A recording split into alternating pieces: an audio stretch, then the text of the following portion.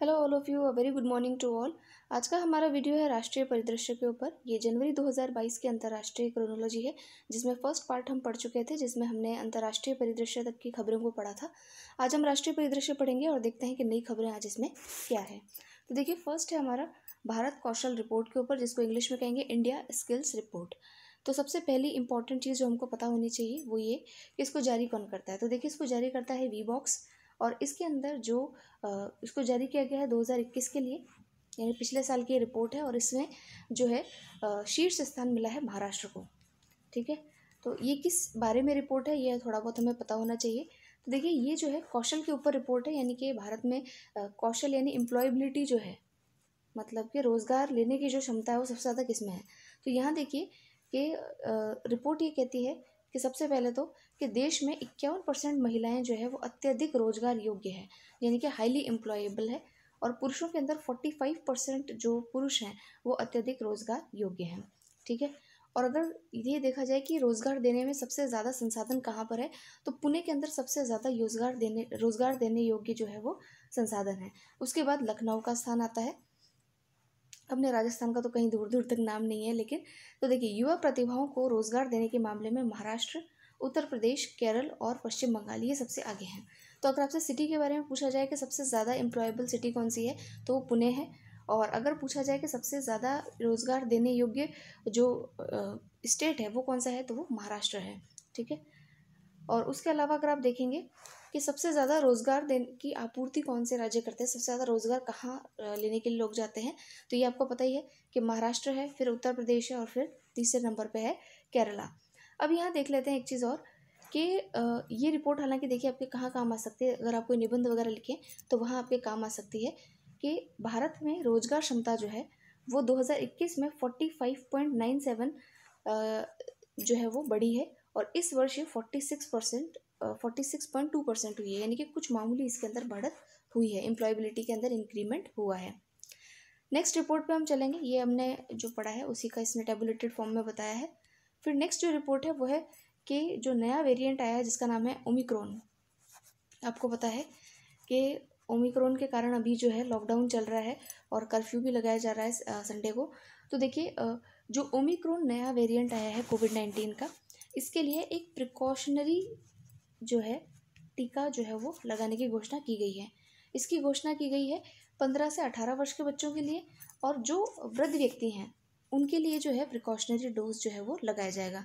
इसकी शुरुआत जो है बच्चों के लिए तो 3 जनवरी से की गई है, और जो वृद्ध हैं उनको जो आपके फ्रंट लाइन वर्कर्स हैं, जैसे कि नर्स हैं, डॉक्टर्स वगैरह हैं, उनके लिए 10 जनवरी से इसकी स्टार्ट की गई है। तो डेट आप थोड़ा ध्यान रखिएगा कि 3 जनवरी से तो जो है जो बच्चे वगैरह हैं उनके लिए, 10 जनवरी से जो स्वास्थ्य कर्मी हैं उनके लिए। ठीक है, फिर देखिए नेक्स्ट इंपॉर्टेंट न्यूज़ जो कि काफ़ी इंपॉर्टेंट है, क्योंकि आपने देखा होगा इस बार RS वाले एग्ज़ाम के अंदर जो है ऐसी ही सूची से जो है नाम पूछे गए थे। 3 ऑप्शन देकर के डायरेक्टली उन्होंने नाम ही पूछ लिए थे कि भाई इनमें से भारतीय लोग जो है कौन से सम्मिलित हैं। तो देखिए, ये फॉर्चून इंडिया की एक रिपोर्ट है जिसमें जो सर्वाधिक शक्तिशाली महिलाएं हैं उनको इसमें शामिल किया गया है। सब सर्वाधिक शक्तिशाली भारतीय महिलाएं। ठीक है, तो देखिए इसके अंदर टॉप किसने किया है, तो टॉप किया है हमारे भारत की जो वित्त मंत्री है, पहली वित्त मंत्री हैं जिनका नाम है निर्मला सीतारमण जी। उन्होंने इसमें जो है वो टॉप किया है। उसके अलावा आप देखिए कि किन किन महिलाओं के नाम हैं, तो आपको ये नाम पता होने चाहिए, इनको ढंग से पढ़ लीजिएगा। देखिए, पहली है निर्मला सीतारमण, फिर है नीता अंबानी जो कि रिलायंस फाउंडेशन के संस्थापक है, फिर है सौम्या स्वामीनाथन जो कि MS स्वामीनाथन की जो है पुत्री हैं, जो कि अभी WHO के अंदर जो है वो मुख्य वैज्ञानिक के रूप में कार्य कर रही हैं। फिर है किरण मजूमदार शॉ जो कि बाइकॉन लिमिटेड के अंदर जो है एग्जीक्यूटिव चेयरपर्सन है। फिर है सुचित्रा ईला जो कि भारत बायोटेक इंटरनेशनल लिमिटेड इसके सह संस्थापक है। फिर है अरुंधति भट्टाचार्य जो कि सेल्फ फोर्स इंडिया की जो है चेयरपर्सन है। फिर है गीता गोपीनाथ, ये प्रमुख अर्थशास्त्री हैं और IMF के अंदर जो है वो कार्य कर रही हैं। फिर है टेसी थॉमस, इनका नाम तो सबको पता है, इनको अग्निपुत्री के नाम से जाना जाता है। ये DRDO के अंदर जो है वो कार्य कर रही हैं। फिर है रेखा M मेनन, ये एसेंचर जो है उसकी चेयरपर्सन है। फिर है रेड्डी सिस्टर्स जो कि आपके अपोलो हॉस्पिटल जो है उनके अंदर जो है वो उसके सह संस्थापक हैं। तो ये 10 महिलाओं के नाम हैं, तो इनको आप थोड़ा सा ध्यान में रखेंगे, इंपॉर्टेंट है। फिर नेक्स्ट हमारा जो आर्टिकल है वो एक बिल से रिलेटेड है, जिसके के अंदर जो लड़कियां होती हैं उनकी विवाह की आयु को 18 वर्ष से बढ़ा करके जो है 21 वर्ष जो है वो किया जाना है। और वो लोकसभा के अंदर विधेयक जो है वो पेश किया गया है। किसके द्वारा? तो केंद्रीय महिला और बाल विकास मंत्री स्मृति ईरानी जो है उन्होंने इस बिल को पेश किया है। तो देखिए इसमें आपको जो सबसे इम्पोर्टेंट चीज़ें जो ध्यान रखनी है, सबसे पहली बात तो ये है कि एक टास्क फोर्स का गठन किया गया था जिनका नाम था जया जेटली के नेतृत्व में जो है जया जेटली के नेतृत्व में एक टास्क फोर्स का गठन किया गया था। और उसने अपनी रिपोर्ट जो है अभी 2020 के अंदर अपनी रिपोर्ट सौंपी है, जिसमें उसने बताया कि भाई जो भी महिलाएं हैं जिनका विवाह जो है कम उम्र में होता है, तो वो उनका एक तो स्वास्थ्य ठीक नहीं रहता, और जिनका स्वास्थ्य ठीक नहीं रहता है तो वो आने वाले जो उनके बच्चे हैं उनमें भी माल न्यूट्रिशन वगैरह देखने को मिलता है। तो ये तो एक चेन, जिसको कहते हैं एक डोमिनो इफेक्ट है। ठीक है, हम पढ़े नहीं इसलिए हमारा एग्ज़ाम ठीक नहीं हुआ, एग्ज़ाम ठीक नहीं हुआ तो फिर आगे जॉब नहीं लगी, जॉब नहीं लगी तो फिर आगे घर वालों से जो है बनी नहीं। तो ये सारी बातें हो जाती है, डोमिनो इफेक्ट इसको कहते हैं कि एक के बाद एक ये इफेक्ट आपको देखने को मिलता है। तो देखिए जब जो महिलाएं होती है वो जिनकी कम उम्र के अंदर शादी की जाती है, जो खुद माल न्यूट्रिशन होती है या फिर एनेमिक, आपने सुना होगा कि महिलाएं सबसे ज़्यादा एनेमिक रहती हैं या उनमें खून की कमी रहती है, तो फिर आने वाले जो उनके ऑफस्प्रिंग होंगे, बच्चे होंगे, उनके अंदर भी वो देखने को मिलेगा और वो फिर ओवरऑल हमारे यहाँ के स्वास्थ्य रिपोर्ट को इफेक्ट करता है। तो ये मुख्य कुछ चीज़ें उसमें दी हुई है। कई और बातें भी है, जैसे कि आपको पता होना चाहिए कि इसके प्लस पॉइंट क्या होंगे, कि अगर 21 वर्ष की उम्र में किसी महिला का विवाह किया जाता है तो इसका प्लस पॉइंट क्या रहेगा और माइनस पॉइंट क्या रहेगा, नेगेटिव क्या रहेगा, ये भी आपको पता होना चाहिए। तो ये पॉइंट आप निकाल के बताएंगे मुझे कि प्लस क्या है इसका और माइनस क्या है, क्या इस पर अच्छा प्रभाव पड़ेगा और क्या बुरा इफेक्ट पड़ेगा। तो अच्छा इफेक्ट तो देखो सबको पता है, बुरा इफेक्ट क्या पड़ेगा ये आप कमेंट सेक्शन में बताएंगे। तो देखिए इसमें जो है जितनी भी महिलाएं हैं, चाहे वो किसी भी समुदाय से हों, उन सभी के लिए ये नियम जो है वो लागू होगा। तो जब सभी के लिए लागू होगा तो आप देखिए कि जो हिंदू है उनके लिए तो जो हमारे भारतीय दंड संहिता है वही कारगर है, लेकिन जो अदर जो धर्म है उनमें पर्सनल लॉस चलते हैं, तो उन पर्सनल लॉस के अंदर जो है वो चेंजेस किए जाएंगे। जैसे कि भारतीय ईसाई विवाह अधिनियम 1872, पारसी विवाह और तलाक अधिनियम 1936, मुस्लिम पर्सनल लॉ शरीयत आवेदन अधिनियम 1937, विशेष विवाह अधिनियम, हिंदू विवाह अधिनियम, विदेशी विवाह अधिनियम, इन सब के अंदर जो है वो चेंजेस किए जाएंगे ताकि जो ये विवाह की आयु है इसको कम किया जा सके, बढ़ाया जा सके। फिर नेक्स्ट हमारा जो आर्टिकल है वो देखते हैं हम, ये है सुशासन सूचकांक 2021। तो देखिए सुशासन दिवस हम 25 दिसंबर को मनाते हैं, ये हम सबको पता है। ये जो है हमारे पूर्व प्रधानमंत्री अटल बिहारी वाजपेयी, उनकी जयंती को जो है सुशासन दिवस घोषित किया गया है, जिसको हम बोलते हैं गुड गवर्नेंस इंडेक्स। तो ये जो गुड गवर्नेंस इंडेक्स है, तो देखिए ये जो है आपका क्या कहते हैं कि भाई जो गवर्नेंस है, यानी कि जो प्रशासन है वो किस प्रकार से लोगों के हित के लिए कार्य कर रहा है। अब देखिए कोई भी प्रशासन, गुड गवर्नेंस कैसे हो सकता है, सुशासन कैसे होगा, जब वहाँ पर सबसे ज़्यादा ट्रांसपेरेंसी रहेगी, यानी पारदर्शिता रहेगी। पारदर्शिता कैसे आती है कि ज़्यादा से ज़्यादा चीज़ें जो हैं वो ऑनलाइन की गई हैं, ठीक है, तो उससे जो है पारदर्शिता मिलती है। लोग जो है वहाँ पर कोई बिचौलिया नहीं है जो कि वहाँ पर भ्रष्टाचार कर पाए। ये सारी पॉइंट जो है हम उसमें लिख सकते हैं। तो देखिए सुशासन वाला जो ये सूचकांक है इसको जारी करता है आपका प्रशासनिक सुधार और लोक सेवा शिकायत विभाग, जिसको हम बोलते हैं department of administrative reforms and public grievances. ठीक है, इसमें फर्स्ट स्थान हासिल किया है गुजरात ने, बट ऑब्वियस है कि आपको पता है कि वो थोड़ा सा इन मामलों में आगे है। गुजरात है, केरला है, ये स्टेट्स थोड़े से आगे रहते हैं। अब कुछ और इसमें विशेष चीज़ें हम देख लेते हैं। तो देखिए इसके अंदर जो है आपके कितने क्षेत्र और संकेतक हैं तो वो हम देख लेते हैं। तो 58 संकेतकों और 10 जो है आपके इसके अंदर जो है 10 क्षेत्र हैं और 58 संकेतक हैं। उनके आधार पे जो है सुशासन की रैंकिंग जो है वो दी गई है कि किस क्षेत्र को जो है अधिक रैंकिंग इसके अंदर दी जाएगी। तो अब देखिए इसमें सबको आपको याद रखने की ज़रूरत नहीं है, थोड़ा सा आपको आइडिया होना चाहिए। जैसे कि वो 10 क्षेत्र कौन कौन से हैं, जैसे कृषि का क्षेत्र है, वाणिज्य क्षेत्र है, मानव संसाधन विकास है, आर्थिक विकास है, समाज कल्याण है, न्यायिक और सार्वजनिक सुरक्षा, पर्यावरण, नागरिक केंद्रित शासन। ठीक है, इन सब से रिलेटेड जो है वो जो कैटेगरीज है वो 4 श्रेणियां जो है वो बनाई गई हैं, जैसे कि समूह ए, समूह बी, उत्तर पूर्व पहाड़ी राज्य, केंद्र शासित प्रदेश, इनकी जो है वो सूची बनाई गई थी। और इसके अंदर गुजरात जो है वो 58 संकेतकों के इस सूचकांक में गुजरात को की रैंकिंग जो है वो सबसे ज़्यादा रही है। और गुजरात के बाद में आया है आपका महाराष्ट्र और 3rd नंबर पे है वो गोवा है। ठीक है, तो इसके अलावा देखिए गुजरात ने जो है 12 फीसदी की जो है इसमें वृद्धि दर्ज की है। इतनी फैक्ट आपको याद नहीं रखना, बस ये ध्यान रखिएगा कि सुशासन जो आपका इंडेक्स है इसके अंदर जो रैंकिंग है वो किसको ज़्यादा मिली है, तो उसमें टॉप किया है गुजरात ने, और इसके अंदर करीबन 58 संकेतकों को जो है वो शामिल किया गया है। इसको जारी करने वाली संस्था है तो वो DARPG है, यानी कि department of administrative reforms and public grievances है। ठीक है, अब देखिए एक आपने वर्ड सुना होगा संघवाद। ठीक है, संघवाद या जिसको हम बोलते हैं, एक होता है सहकारी संघवाद, एक होता है आपका प्रतिस्पर्धी संघवाद। ठीक है, तो संघवाद की धारणा क्या है मुख्यतः? संघवाद जो है राज्यों का और केंद्र का जो संबंध है उससे संबंधित जो रिलेशंस होते हैं उसी को संघवाद कहते हैं, जिसको हम कहते हैं फेडरलिज्म इंग्लिश में। तो भारत जो है वो एक फेडरल कंट्री तो नहीं है, कुछ मायने में फेडरल है और कुछ मायने में वो एकात्म भी है, या जो है उसमें यूनिटरी फीचर्स जो है वो देखे जाते हैं, यूनियन के फीचर्स, संघ के फीचर्स देखे जाते हैं। लेकिन एक क्वेश्चन जो है RS मेंस के लिए इम्पोर्टेंट हो सकता है कि आप संघवाद की जो नए जो ट्रेंड्स है, संघवाद में नवीन जो प्रवृत्तियां चल रही है उनको समझाइए। तो जब आप नवीन प्रवृत्तियां समझाते हैं उसमें आप सहकारी संघवाद और प्रतिस्पर्धी संघवाद समझाते हैं। तो सहकारी संघवाद के अंदर और प्रतिस्पर्धी संघवाद का जब आप उदाहरण देना चाहें तो उसमें आप सुशासन सूचकांक जो है उसको लिख सकते हैं। ठीक है, प्रतिस्पर्धी संघवाद में आप सुशासन का जो सूचकांक है उसको लिख सकते हैं कि भाई राज्यों के अंदर एक स्वस्थ प्रतिस्पर्धा जो है उसको जो है नापा जाता है, उसको बढ़ावा दिया जाता है ताकि आपस में एक दूसरे की ग्रोथ जो है वो हो सके, तो उसमें आप इसको लिख सकते हैं। तो चलिए अब नेक्स्ट हमारे आर्टिकल पे हम चलते हैं, और वो है प्रधानमंत्री जी के द्वारा जो है कई सारी परियोजनाओं का शिलान्यास किया गया है। तो देखिए 11,000 करोड़ से भी अधिक जल विद्युत परियोजनाओं का इन्होंने अभी शिलान्यास किया है।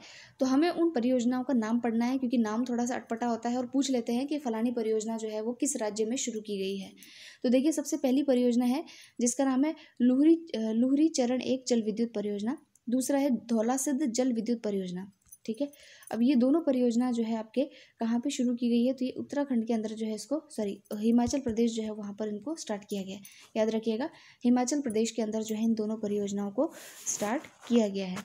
ठीक है, अब इनकी कुछ डिटेल्स हैं, जैसे कि सतलज नदी के ऊपर है, लुहरी जो परियोजना है ये सतलज नदी के ऊपर है, निरत नाम के गाँव के पास में इसको स्टार्ट किया गया है। ठीक है, और उसके अलावा धौलसिद्ध जो है ये व्यास नदी पर है। तो ये थोड़ा ध्यान रखने वाली बातें हैं कि कौन सी नदी पर ये परियोजना स्टार्ट की गई हैं। और जल विद्युत परियोजना है तो आपको पता ही है कि जल से जो है बिजली बनाने वाली परियोजना है, हाइड्रो इलेक्ट्रिक पावर प्रोजेक्ट है। उसके अलावा प्रधानमंत्री जी ने सावरा कुड्डू पन बिजली परियोजना जो है इसका भी उद्घाटन किया है, और ये 6 राज्यों को लाभान्वित करने वाली है। ठीक है, ये सावरा कुड्डू जल परियोजना 6 राज्यों को जो है प्रॉफिट देगी, जैसे कि हिमाचल प्रदेश, पास में उत्तर प्रदेश पड़ता है, फिर उत्तराखंड, हरियाणा, राजस्थान और दिल्ली। ये इंपॉर्टेंट है, ये भी अपने को पता होना चाहिए। फिर एक है रेणुका जी बांध परियोजना, ये इसका शिलान्यास भी इन्होंने हिमाचल प्रदेश के अंदर किया है। तो ये सारी परियोजनाएं भी कहाँ की हैं? हिमाचल प्रदेश की हैं, ये आपको ध्यान में रखना है। ठीक है, फिर देखिए उत्तराखंड के देहरादून के अंदर, देहरादून का नाम आपने सुना ही है, तो देहरादून के अंदर भी कुछ जो परियोजनाएं हैं उनको स्टार्ट किया गया है। तो उसमें से कुछ इंपॉर्टेंट परियोजनाएं हम देख लेते हैं, जैसे कि एक है चाइल्ड फ्रेंडली सिटी प्रोजेक्ट। ठीक है, चाइल्ड फ्रेंडली सिटी प्रोजेक्ट पूछा जा सकता है कि ये प्रोजेक्ट जो है अभी कहाँ इसको शुरुआत किया गया है, तो ये देहरादून के अंदर जो है इसको स्टार्ट किया गया है। उसके अलावा अगर आप यहाँ पर देखेंगे तो कहाँ गया भाई, फिर है दूसरा जो इसके अंदर है वो है आपका व्यासी हाइड्रो इलेक्ट्रिक प्रोजेक्ट। तो ये व्यासी हाइड्रो इलेक्ट्रिक प्रोजेक्ट जो है ये कहाँ पर है तो देखिए ये यमुना नदी के ऊपर जो है उसको बनाया जाएगा, और ये कहाँ पर है? देहरादून में। उसके अलावा देखिए देहरादून के अंदर हिमालयी संस्कृति केंद्र और अत्याधुनिक इत्र तथा सुगंध प्रयोगशाला जो है, यानी सुगंधित पौधों को जो है इसमें शामिल करके जो इत्र वगैरह बनाया जाता है उसके लिए प्रयोगशाला जो है वो भी देहरादून में स्थापित की जाएगी। तो ये 3 चीज़ें जो है यहाँ पर है, तो ये इंपॉर्टेंट लगा मुझे, तो इसको आप मार्क कर लीजिएगा। फिर देखिए अदर इंपॉर्टेंट न्यूज़ जो कि हम पहले भी पढ़ चुके हैं फर्स्ट वाले वीडियो में, उसको दोबारा से हम देख लेते हैं। दुर्गा पूजा जो है उसको यूनेस्को की अमूर्त विरासत, जिसको हम कहते हैं इंटेंजिबल साइट, इंटेंजिबल हेरिटेज, उसके अंदर जो है इसको शामिल किया गया है। ठीक है, अब देखिए इसमें जो है दुर्गा पूजा जो है वो पश्चिम बंगाल की काफ़ी फेमस है, हमको पता ही है, फिल्मों में हम देखते हैं। तो पश्चिम बंगाल में जो हिंदू हैं उनके लिए दुर्गा पूजा सबसे बड़ा उत्सव है। यहाँ 2 प्रकार से दुर्गा पूजा की जाती है, जिन्हें पारा व बारिर कहा जाता है। ठीक है, पारा में पूजा का आयोजन बड़े स्तर पर किया जाता है। वस्तुतः इसका आयोजन पंडालों में और बड़े सामुदायिक केंद्रों में किया जाता है, जबकि बारिर के अंदर पूजा जो है वो घर में की जाती है। फिर उसके अलावा कोलकाता में दुर्गा पूजा की प्रचलित परंपराओं में सबसे बड़ी परंपरा है चौहुदान। ठीक है, इसमें देवी दुर्गा को आंखों का चढ़ावा जो है वो दिया जाता है और दुर्गा पूजा के अंतिम दिन यानी दशमी को महिलाएं सिंदूर खेला खेलती हैं। ठीक है, तो ये भी आपको पता होगा। फिर उसके अलावा यूनेस्को जो है उसके अंदर और किन चीज़ों को जो है अमूर्त विरासत में शामिल किया गया है। देखिए 2016 के अंदर नवरोज़ और योग को जो है अमूर्त विरासत में शामिल किया गया था। 2017 के अंदर कुंभ मेला और 2008 में रामलीला को जो है इस सूची में शामिल किया गया था। तो देखिए अमूर्त विरासत वो विरासत होती है जिसको कि आप देख सकते हैं, फील कर सकते हैं, टच नहीं कर सकते। जैसे कि डांस है, आप देख सकते हैं उसको, संकीर्तन हो रहा है तो उसको आप देख सकते हैं, महसूस कर सकते हैं, बट उसको टच नहीं कर सकते। ठीक है, मॉन्यूमेंट्स जो होते हैं यानी कि जो भी आर्किटेक्चरल डिज़ाइंस होते हैं, जैसे कि ताजमहल है, उसको आप टच कर सकते हैं तो वो कहलाता है टेंजिबल। ठीक है, मूर्त विरासत। और ये कौन सी है? अमूर्त विरासत है। तो अमूर्त विरासत में हमारे ऑप्शन दिया जा सकता है कि इनमें से कौन सा यूनेस्को की अमूर्त विरासत में है। तो आपको पता होना चाहिए कुंभ मेला है, रामलीला है, नवरोज़ है, योग है और अभी दुर्गा पूजा को शामिल किया है। फिर नेक्स्ट आर्टिकल पे हम चलते हैं। तो नेक्स्ट आर्टिकल है, तो देखिए नेक्स्ट आर्टिकल है उमिया माता धाम मंदिर के ऊपर। ये मंदिर जो है इसकी आधारशिला रखी गई है और ये जो है उमिया माता के लिए मंदिर बनाया जाएगा और ये मंदिर बनेगा आपके अहमदाबाद में। ठीक है, और इसको जो है वहाँ के कदव पाटीदार कृषक जो समुदाय है उनकी ये कुलदेवी हैं और इनका ये जो संस्थान है वो वहाँ पर बनाया जाएगा। इसकी विशेषता देखिए ये होगी कि इसके अंदर एक भी लोहे की कील का प्रयोग जो है वो नहीं किया जाएगा। तो आर्किटेक्चर के रूप में जो है ये काफ़ी जो है इम्पॉर्टेंट स्थान इसका होगा। जो भी लोग यूपीएससी की तैयारी कर रहे हैं वो इसको थोड़ा ध्यान से पढ़िएगा, क्योंकि उनमें जो आर्ट एंड कल्चर वाला पोर्शन है वहाँ पर इस क्वेश्चन को पूछा जा सकता है। ठीक है, तो देखिए नेक्स्ट रिपोर्ट देखिए, भारत में बुनियादी साक्षरता और संख्यात्मकता की स्थिति पर जो है वो रिपोर्ट पेश की है। तो देखिए बुनियादी शिक्षा किसको दी जाती है? जो नॉर्मल जो छोटे बच्चे होते हैं उनमें शिक्षा का स्तर क्या है और उनमें जो संख्यात्मकता है यानी कि वो लोग जो है किस प्रकार से अंकों को समझ पा रहे हैं, कैसे उनका रीडिंग लेवल है, रीडिंग कैपेसिटी है, उसके ऊपर एक रिपोर्ट पेश की गई है। और इस रिपोर्ट को जारी करने वाली संस्था है प्रधानमंत्री की आर्थिक सलाहकार परिषद। अब यही इंपॉर्टेंट है, क्वेश्चन पूछ लिया जाएगा कि भारत में अभी हाल ही में बुनियादी साक्षरता और संख्यात्मकता की स्थिति पर एक रिपोर्ट जारी हुई है, जारी करने वाली संस्था कौन है? तो आपको पता होना चाहिए, इसको जारी किया है प्रधानमंत्री की आर्थिक सलाहकार परिषद ने, जिसको ECPM कहेंगे, economic advisory to prime minister. ठीक है, फिर आप यहाँ देखिए कि जो रिपोर्ट को तैयार करने वाली संस्थान है उसका नाम है इंस्टीट्यूट फॉर कॉम्पिटिटिवनेस। ठीक है, तैयार इसने किया है और जारी किया है प्रधानमंत्री की आर्थिक सलाहकार परिषद ने। ठीक है, economic council to prime minister. अब देखिए इसमें क्या क्या बातें हैं तो वो हम देखेंगे कि इसके अंदर भारत में बुनियादी साक्षरता और संख्यात्मकता की स्थिति जो है उसको जारी किया गया है, यानी state of foundational literacy and numeracy in India. इसमें देखिए कि एक बच्चे के समग्र विकास में शिक्षा के प्रारंभिक वर्षों के महत्व को रेखांकित जो है वो किया गया है।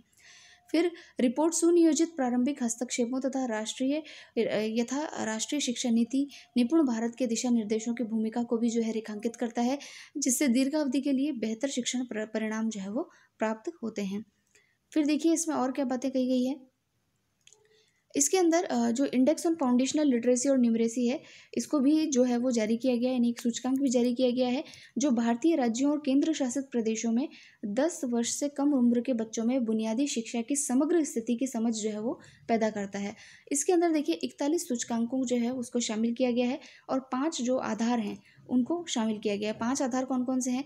पहला तो है शिक्षा के लिए बुनियादी ढांचा है कि नहीं, स्कूल है भी कि नहीं, शिक्षा की पहुंच है कि नहीं, एक्सेस टू एजुकेशन है या नहीं, फिर है बेसिक हेल्थ है वो है या नहीं, फिर लर्निंग आउटकम्स क्या क्या आ रहे हैं, बच्चों को सिखाया जा रहा है वो सीख पा रहे हैं या नहीं, और फिर जो है गवर्नेंस का स्तर जो है वो क्या है। तो देखिए हमारे यहाँ पर वैसे देखा जाए तो एजुकेशनल इंफ्रास्ट्रक्चर जो है इसकी भी भारी कमी है। अगर आपको याद हो तो 3 से 4 हाँ 2018 की ही बात है ये कि न्यूज़पेपर में एक आर्टिकल आया था और उसमें बच्चे जो है शमशान घाट में पढ़ रहे थे। ठीक है, शमशान घाट में बच्चे पढ़ रहे थे और बच्चों से पूछा गया कि भाई तुम्हारी पढ़ाई कैसे चलती है, कि वैसे तो ठीक चलती है लेकिन कोई मर जाता है तो हमको भागना पड़ता है वहाँ से, क्योंकि फिर जो है हमारी क्लास ऑफ हो जाती है उस टाइम की। तो ये देखिए कि ये जो है इंफ्रास्ट्रक्चर का जो लेवल है वो अभी इस प्रकार का है। तो फिर नेक्स्ट हम देखते हैं यहाँ पर कि इसमें और क्या बातें कही गई है। इसमें कहा है कि जो है सूचकांक में आधे से अधिक राज्यों के अंक राष्ट्रीय औसत से भी नीचे हैं। राष्ट्रीय औसत 28 का है, उससे भी नीचे हैं, जो सभी आधारों में सबसे कम है। ठीक है, तो अगर आप कहीं पर आपको लिखना हो शिक्षा के बारे में तो आप यहाँ पर लिख सकते हैं कि इस रिपोर्ट में कहा गया है कि हमारे यहाँ पर आधे से जो अधिक राज्य हैं वो राष्ट्रीय औसत को भी नहीं छू पाए हैं इन संकेतकों के आधार पर, यानी प्रारंभिक शिक्षा की स्थिति बड़ी खराब है। फिर देखिए, index on foundational literacy and numeracy में राज्यों को 4 श्रेणियों के अंदर बांटा गया है। सभी जितने भी राज्य हैं उनको 4 श्रेणियों के अंदर रैंक दी जाएगी, जैसे कि बड़े राज्यों का क्या हाल है, छोटे राज्यों का, उत्तर पूर्व के राज्यों का और केंद्र शासित प्रदेशों का। ठीक है, तो इसके अनुसार अगर आप देखेंगे तो बड़े राज्यों की श्रेणी में पश्चिम बंगाल का स्कोर है 59, फिर तमिलनाडु का स्कोर है 55, और अगर हम राजस्थान का स्कोर देखें तो वो कितना है 47। फिर छोटे राज्यों का अगर आप देखेंगे तो छोटे राज्यों में जैसे कि केरल, हिमाचल प्रदेश वगैरह है, तो केरला का स्कोर सबसे अच्छा है 68, उसके अलावा हिमाचल का है 57, पंजाब का 56।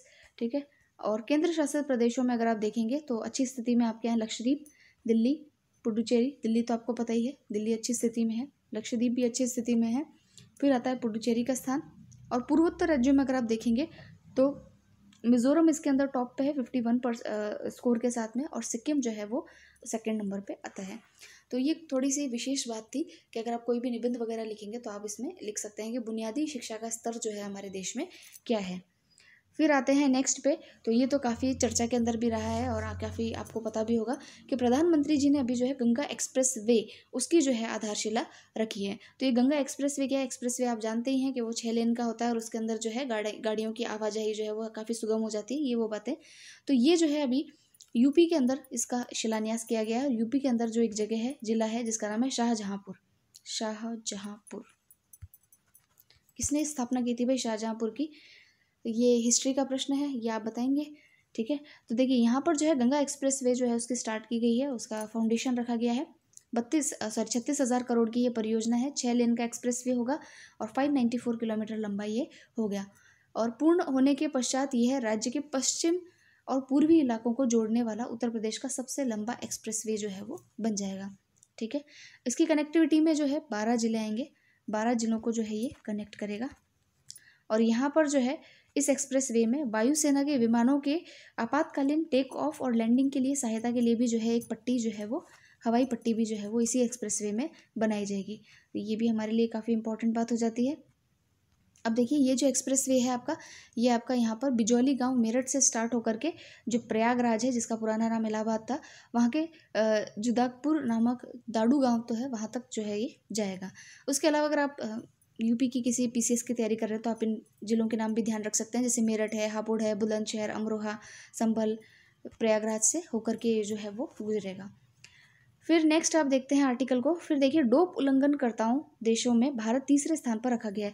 तो डोप आप जानते हैं, डोपिंग जो खिलाड़ी करते हैं अपनी क्षमता को बढ़ाने के लिए जो है कुछ मादक पदार्थ भी उपयोग करते हैं, और कभी कभार जो है वो अनजाने में भी कुछ दवा ऐसी ले लेते हैं जिससे कि वो डोपिंग का उल्लंघन जो है वो माना जाता है।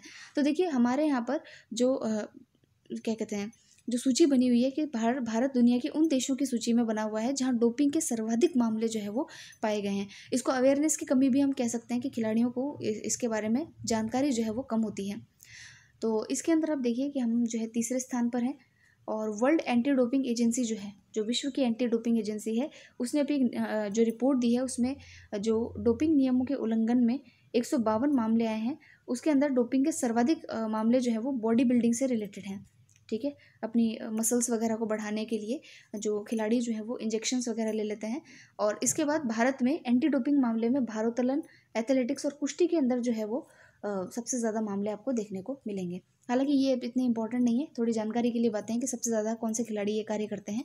फिर देखिए कि वाडा की इस एंटी डोपिंग सूची में रशिया जो है 167 और इटली 157 क्रमशः प्रथम और द्वितीय स्थान पर है। ब्राज़ील इसके अंदर चौथे स्थान पर है और तीसरे स्थान पर हमारा भारत है। तो ये हमको ध्यान रखना है कि फर्स्ट पे रशिया है और हमारा स्थान जो है इसमें थर्ड पे आता है।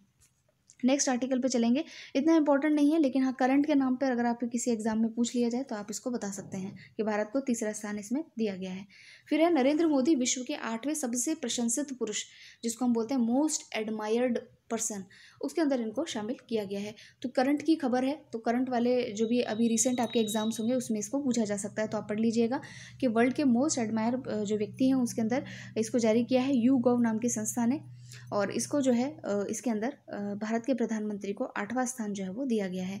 और इसके अंदर पहला स्थान किसको दिया गया है, तो देखते हैं कि डेटा एनालिटिक्स एक कंपनी है YouGov, इसके द्वारा 38 देशों के 42,000 लोगों को इसमें शामिल किया गया है। अब ये डेटा किसी काम का नहीं है, बस मैं बता रही हूँ कि 42,000 लोगों के अंदर हमारे प्रधानमंत्री 8वें स्थान पर हैं। ठीक है, तो 20 सबसे प्रशंसित पुरुषों के अंदर जो है 8वें स्थान पर हमारे भारत के प्रधानमंत्री हैं, और ये पिछली बार से 4 स्थान खिसके हैं, यानी कि पहले ये ज़्यादा प्रशंसित हुआ करते थे। भारत से और किन लोगों को लिया गया है, तो भारत से देखिए अभिनेता शाहरुख खान, सचिन तेंदुलकर, विराट कोहली और अमिताभ बच्चन, इनको जो है सूची में शामिल किया गया है। महिलाओं की स्थिति देखें तो महिलाओं के अंदर भी जो है महिलाओं को शामिल किया गया है। उन महिलाओं में जैसे नाम है प्रियंका चोपड़ा का, ऐश्वर्या राय का, और लेखिका है सुधा मूर्ति, उनको जो है इसमें शामिल किया गया है। ठीक है, ये रहे नाम इनके, तो ये ध्यान रखिएगा, पूछ लिया जाएगा। हाँ, इसके अंदर टॉप किसको दिया गया है, तो टॉप स्थान दिया गया है राष्ट्रपति बराक ओबामा को, और उसके बाद है सेकंड स्थान पर है हमारे बिल गेट्स जो कि माइक्रोसॉफ्ट के संस्थापक है। फिर थर्ड पे आपके आते हैं शी जिनपिंग। ठीक है, और पहली बार पाकिस्तान के प्रधानमंत्री इमरान खान जो है उनको भी इस सूची के अंदर जो है वो शामिल किया गया है। तो ये सूची आप एक बार देख लेंगे, जो टॉप किए हैं उनको नाम ध्यान रखिएगा, और भारत से जो जो व्यक्ति हैं उनके आप नाम जो है वो उसमें ध्यान रखेंगे। ठीक है, महिलाओं के अगर आप देखें तो मिशेल ओबामा जो है उनको फर्स्ट स्थान पे, सेकंड पे एंजेलिना जॉली हैं, फिर क्वीन एलिजाबेथ सेकंड है, ओपेरा विनफ्रे हैं, ये कुछ जाने माने नाम है जिनको इसमें शामिल किया गया है। फिर हाँ, अभी हमने डोपिंग के ऊपर एक आर्टिकल देखा था, सेकंड आर्टिकल भी ये डोपिंग का ऊपर ही है। देखिए हमारे भारत के अंदर जो प्रयोगशाला है जिसका नाम है नेशनल डोप टेस्टिंग लेबोरेटरी, इसको जो है खेल मानकों के अंदर जो है अभी इसके जो मानक थे कि भाई ये सही करता है कि कार्य नहीं करता है, तो उसके द्वारा जो है इसके कार्यों को देखते हुए जो वर्ल्ड डोपिंग विरोधी एजेंसी है, जो हमने अभी पढ़ा था वाडा के बारे में, उसने इसको जो है अभी अप्रूवल दे दिया है कि भाई जो है आप भी जो है जांचें कर सकते हैं। पहले क्या होता था, किसी खिलाड़ी की जांच करनी है या जो भी चीज़ है तो वो जाती थी जो वाडा की जो लेबोरेटरी है वहाँ जाती थी, और वहाँ जा कर के उसकी जांच होती थी उस सैंपल की। लेकिन अब जो है जो आपका NDTL है उसको भी मान्यता दे दी गई है दोबारा से, ताकि जो है यहीं पर ही जो है भारत के अंदर ही जो ये डोपिंग की जांच जो है वो की जा सके। ठीक है, देखिए यहाँ पर आप पढ़ सकते हैं कि 2019 के अंदर जो है प्रतिबंध लगा दिया था, भारत में सैंपल्स की जांच पर प्रतिबंध लगाया गया था कि भारत की जो प्रयोगशाला है वहाँ पर ये नहीं होगा, क्योंकि यहाँ पर गलत जो है कहते हैं ना जुगाड़ू बहुत है हम, तो उसके लिए जो है इनको बाहर करवानी पड़ती थी, लेकिन अब इसको दोबारा से यहाँ पर करवाया जा रहा है। अब देखिए वाडा जो है उसकी स्थापना 1999 में की गई थी, और स्विट्जरलैंड के लुसेन शहर के अंदर जो है इसकी स्थापना की गई थी, लेकिन इसका जो मुख्यालय है वो कहाँ पर है, कनाडा में। तो ये इंपॉर्टेंट बात है, ये स्थापना लुसेन में की गई थी, लेकिन इसका जो मुख्यालय है वो कहाँ पर है, आपका कनाडा के अंदर है। नेक्स्ट आर्टिकल पे चलेंगे। अब देखिए नेक्स्ट आर्टिकल आपकी IR पॉइंट ऑफ व्यू से काफ़ी इंपॉर्टेंट है। जो लोग RS मीन्स की तैयारी कर रहे हो वो इसके ऊपर एक जो है अपना मटेरियल तैयार करें कि 21वां भारत रूस वार्षिक शिखर सम्मेलन जो है वो अभी आयोजित किया गया है।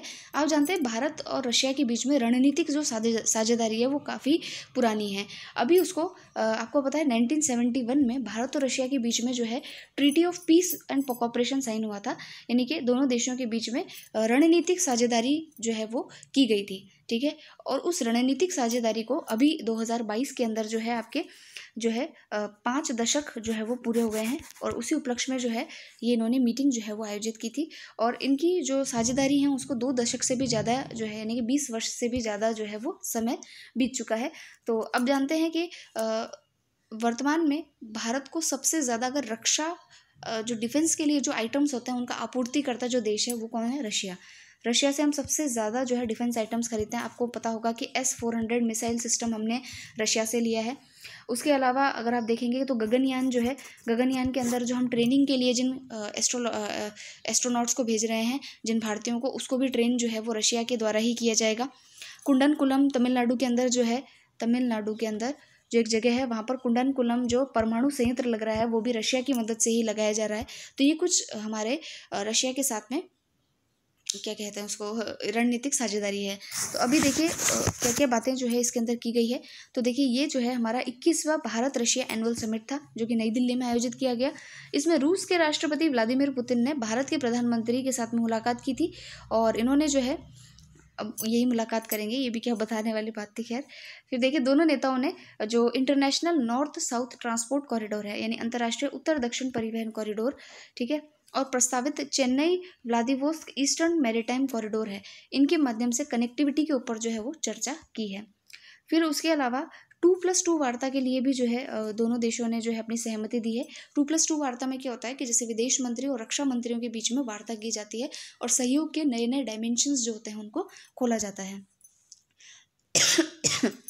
फिर देखिए 2+2 वार्ता में रूस के विदेश मंत्री सेर्गी लैवरोव और रक्षा मंत्री सर्गी शोगुई ने भाग लिया। वहीं भारत की ओर से विदेश मंत्री एस जयशंकर और रक्षा मंत्री राजनाथ सिंह ने जो इसमें हिस्सा लिया है। फिर आगे हम देखते हैं कि इन्होंने जो है जैसे बौद्धिक संपदा, अब ये तो क्या है कि वो बोल बच्चन टाइप बातें हैं कि संकल्प उड़ान योजना, इन सब के अंदर जो है वो समझौते पर जो है हस्ताक्षर किया है। यहाँ पर देख सकते हैं कि असॉल्ट राइफल्स जो है उसके खरीद के लेकर के भी जो है वो समझौते पर हस्ताक्षर किए गए हैं। और ये भी मैंने आपको बताया था कि 1971 की जो ट्रीटी है उसके बारे में मैं आपको बता चुकी हूँ, वो आप यहाँ से पढ़ लीजिएगा, ठीक है, कि भारत और रशिया ने 2025 तक $30 बिलियन के व्यापार और $50 बिलियन के निवेश का जो है वो लक्ष्य रखा है। तो इसको आप यहाँ पर पढ़ सकते हैं। ये मैंने आपको सब चीज़ बता दी है, ये आप रीड आउट कर लेना। बाकी तो वही चीज़ें हैं जो कि नॉर्मल हैं, आपको पता है। फिर जैसे कोई विशेष तो नहीं है, लेकिन मुझे भी नहीं लगता कहीं पूछा जाएगा। जैसे नागालैंड में 3 नए जिलों का जो है वो उद्घाटन किया गया है, बनाए गए हैं, उद्घाटन किया गया है, अधिसूचना जारी की गई है, बनाए गए हैं, जिनका नाम है तेसेनम्यू, न्यूलैंड और चुमुक्के दिमा, ठीक है। ये 3 जिले जो हैं अभी नागालैंड में बनाए गए हैं। उसके अलावा राष्ट्रीय रक्षा संपदा प्रबंधन संस्थान जो है उन्होंने जो है एक उत्कृष्ट यानी सेंटर ऑफ एक्सीलेंस केंद्र जो है वो स्थापित किया है। किसने स्थापित किया है? राष्ट्रीय रक्षा संपदा प्रबंधन ने, ठीक है। और तो इसके अलावा और कुछ विशेष बात इसमें रही नहीं है, ठीक है। तो ये आपका जो है नेक्स्ट आर्टिकल देखिए, जल नवाचार चुनौतियों का दूसरा संस्करण जो है उसको जारी किया गया है। और इसमें जो है जो सेकंड एडिशन अभी जारी किया गया है, इसमें जो भी चुनौतियां हैं जल संरक्षण को लेकर के उन पे बात की जाएगी। और इसके बाद में जो भी विजेता जो सही इसमें जो है नवोन्मेष और अगली पीढ़ी के संसाधनों की समाधानों की पहचान करके बताएंगे, उनको अंतर्राष्ट्रीय जल कांग्रेस जो 2022 में आयोजित किया जाएगा उसमें भारत का प्रतिनिधित्व करने का मौका भी जो है वो दिया जाएगा। तो इतनी इम्पोर्टेंट हालांकि ये जो चीज़ थी वो है नहीं। फिर उसके अलावा जो IIT दिल्ली और भारतीय वायुसेना है उनके बीच में एक समझौता हुआ है। किस बारे में हुआ है? तो विभिन्न हथियार प्रणालियों के रखरखाव से के स्वदेशी समाधान सहित अलग अलग परियोजनाओं के लिए एक समझौते पर जो है इन्होंने हस्ताक्षर किए हैं। IIT के ऊपर क्वेश्चन पूछ लिए जाते हैं, तो इसलिए मैंने इसको थोड़ा सा बता दिया आप लोगों को।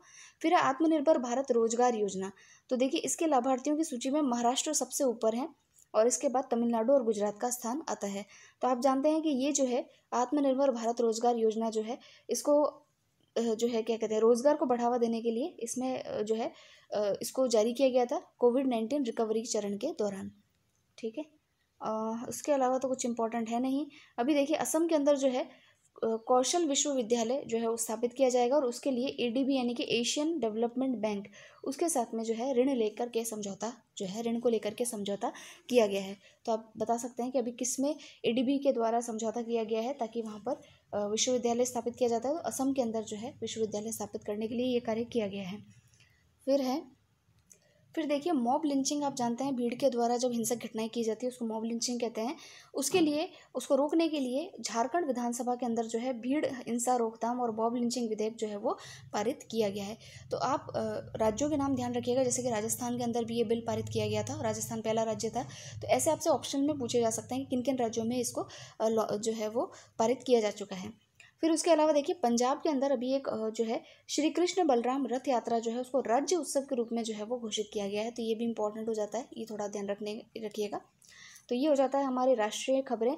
उसके बाद हम पढ़ेंगे अंतरिक्ष एवं रक्षा प्रौद्योगिकी और फिर नेक्स्ट जब है हम पढ़ेंगे आर्थिक परिदृश्य को। तो मिलते हैं नेक्स्ट वीडियो में, क्योंकि ये वीडियो काफ़ी बड़ा हो चुका है और अगले वीडियोस काफ़ी जो है हम शॉर्ट करने की कोशिश करेंगे। सो मिलते हैं नेक्स्ट वीडियो में। Thank you very much.